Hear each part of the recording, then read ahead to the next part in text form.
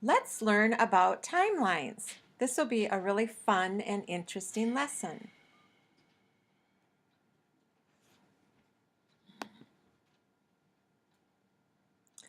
Definition of a timeline. It's a schedule of activities or events in chronological order, a timetable. And I know you might be thinking, I'm not really sure what a timeline is, but I know once you see one, you'll be like, oh, I've seen those before. Our objective today is we're going to look at examples of timelines. We're going to answer some questions using a timeline, and then you're going to make your own personal timeline. Here's a timeline, history in the United States, and you notice that it starts at the left and it goes on continuing to the right. And this one started with the first people in North America in 1492, and the next one, it's in chronological order, so it's from the earliest to the latest thing that happened.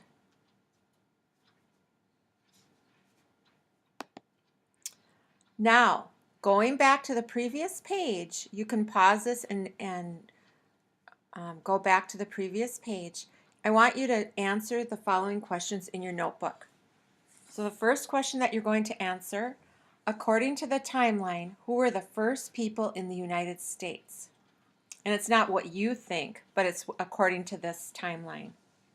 Number 2, for what country is the timeline for?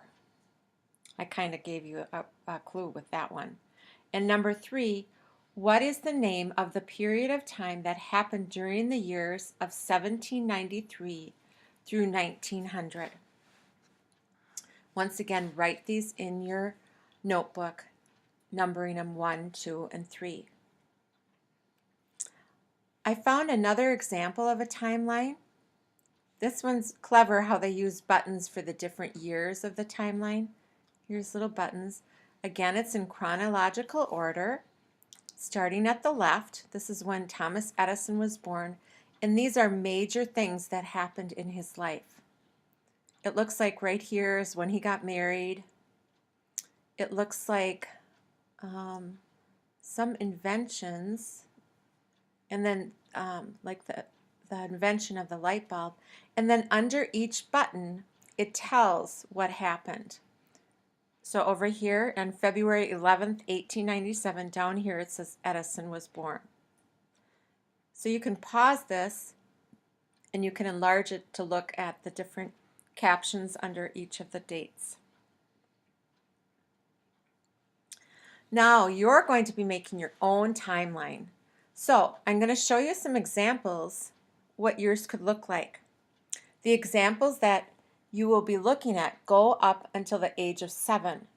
Your timeline will begin at birth and it will continue to your current age. So if you're 9, it will end at 9. If you're 10, it will end at 10, etc. So mine, it would go into my 50s because that's my current age.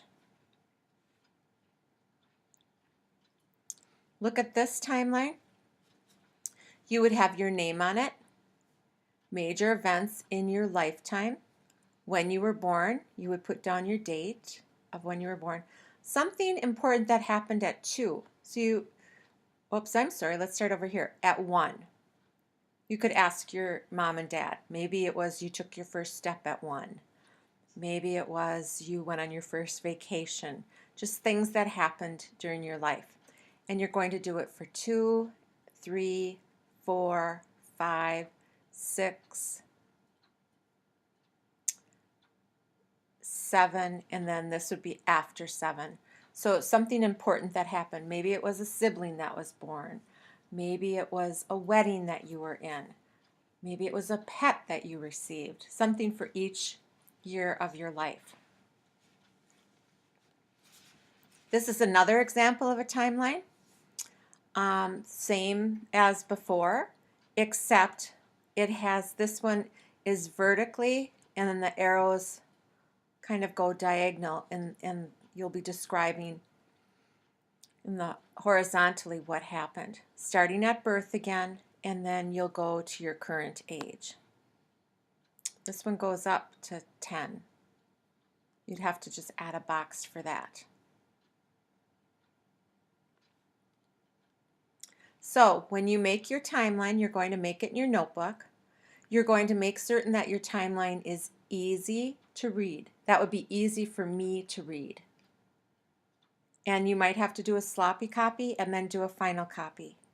And the second thing, it includes a year for every year of your life. So for your first year, you're going to write something like I said, all the way up to your current age.